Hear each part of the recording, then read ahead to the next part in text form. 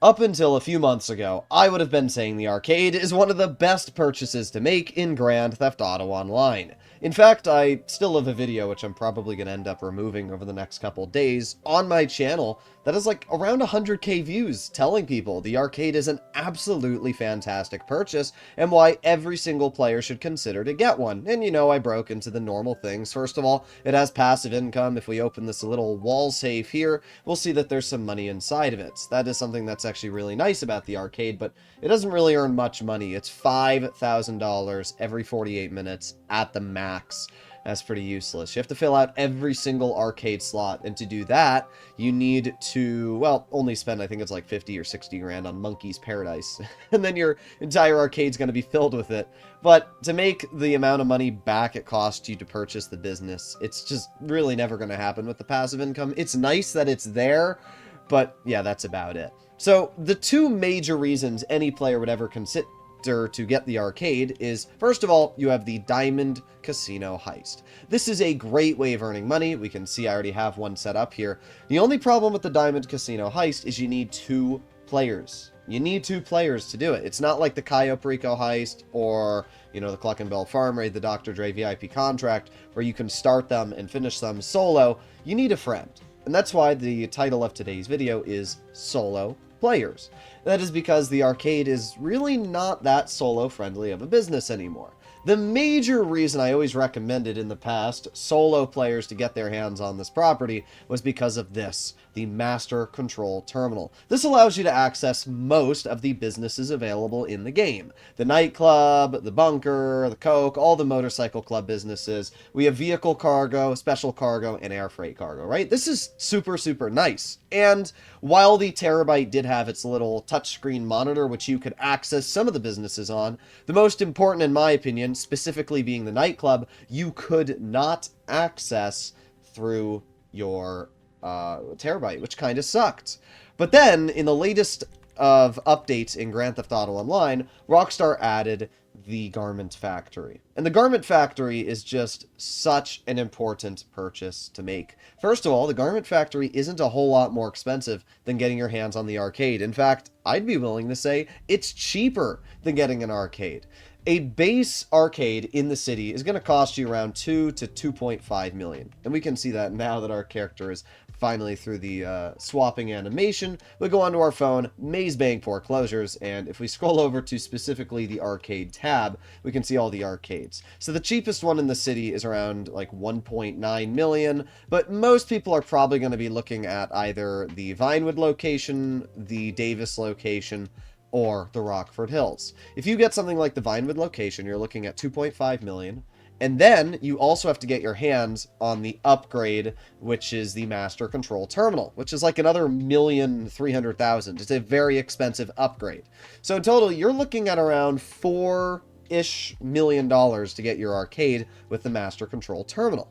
Purchasing a Garment Factory is a $2.5 million endeavor. There's no locations apart from the one that I'm at. And what's great about the Garment Factory is there's no upgrades to purchase. So when it comes to passive income, which this business does make, it is automatically earning the maximum passive income it can. And this is where things get really important. Down in my garage, we have my Terrorbyte. If you go into the Service Vehicles tab in Terrorbyte, you can actually choose where it is stored. You can see return options here, and you can either move it to the nightclub or the Garment Factory.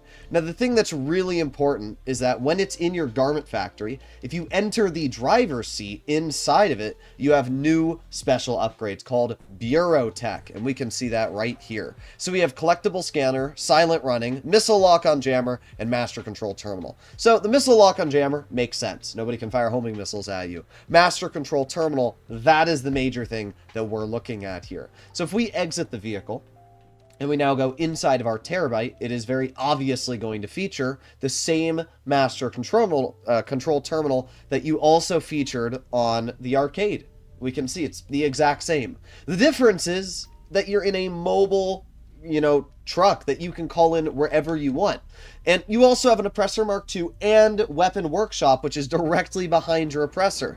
So let's say, for example, I'm not at my Garment Factory, And I want to be able to access the master control terminal. You know, maybe I want to refill my bunker. I want to make sure my nightclub property is maxed on income and everything like that. You just go to service vehicles, you go to Terrorbyte, and you request your Terrorbyte.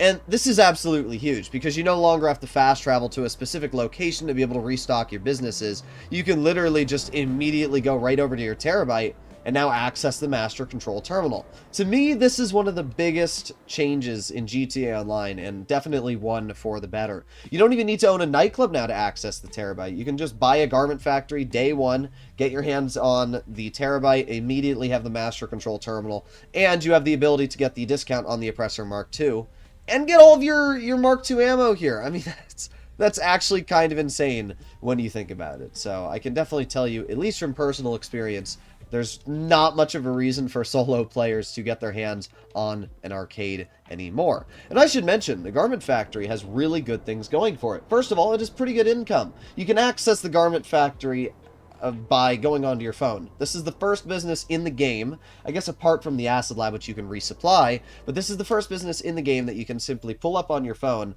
access the Darnell's app, and immediately start doing jobs. We can see here, this is a very quick one, the Black Box file, which is one of the weekly specials. It'll pay me $310,000 upon completion, plus you get little bonuses when getting the secondary objectives. So in total there, that's like $350,000 for 15 to 20 minutes of work, and you can basically keep doing these Garment Factory missions over and over and over with almost no cooldown, earning boatloads of cash. Something I feel a lot of people really don't take advantage of with the Garment Factory is the fast traveling capabilities. It's very, very common to see people owning this apartment complex here and this Maze Bank office building.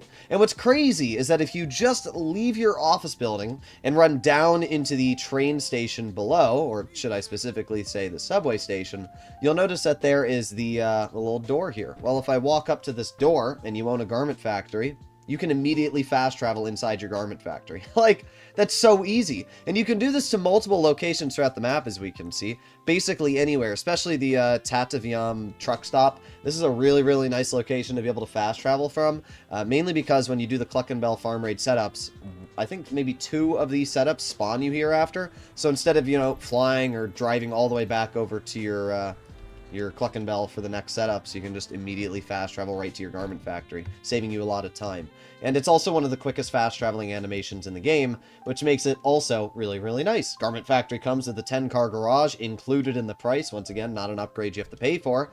And it has passive income. It has around $1,600 to $1,800 every 48 minutes of passive income. It's not nearly as good as the arcade, and well, that's not much either, but it is automatically baked into the business, so you don't have to do anything, and you're earning money, so there's really not too much of a big deal. The final major advantage of owning something like the Garment Factory is the fact that normally, on any business, you have to access the computer to start up the missions. This is the case for the agency. This is the case for any business that you have to go to the Master Control Terminal for, which is why the Garment Factory alone is already great. But the Garment Factory is the first business in the game that you do not need to actually go to any area to start up a mission. You simply pull up your phone, go over to the Darnell Incorporated app, and just like that, I'm able to start up any of these missions immediately. This is the only business you can do that in. I mean, Rockstar was kind of messing around, it looks like, with the Acid Lab, which allows you to call Mutt and resupply the business, which is still very nice, but the fact that you can actually, you know, do everything from your phone with the Garment Factory is absolutely incredible. So there's really not much else to say about this business. I personally think the Garment Factory is one of the most underrated properties in the game. When it got released, there were a lot of people that just tried hating on Rockstar and saying, oh, it's another terrible update, but honestly, I have no complaints about it. The missions themselves are easy to complete, they pay a lot of money. The ability to store your Terrorbyte and put the Master Control Terminal on it makes this an absolutely power to the player's move. The ability to access any of the properties, you know, capabilities on your phone is amazing and makes life even way easier. And you pair all of that together with the fact that this is only a $2.5 million purchase with no upgrades whatsoever required. Personally, I think it makes the Garment Factory one of the best, if not the ultimate beginner property or even veteran property due to the Terrorbyte and other capabilities. So you can let me know your personal feelings, comments, and opinions down below. But I don't know, I thought I'd have to talk about this business just a little bit. A is a warning for why people shouldn't get their hands on the arcade too much, especially if they're a solo player. And B, why people should really consider getting their hands on the Garment Factory if they've been holding out. Either way, hopefully you enjoyed today's video, and if you'd like to see more like it, please consider smashing that subscribe button down below. I'll see you all in the next one. Bye-bye!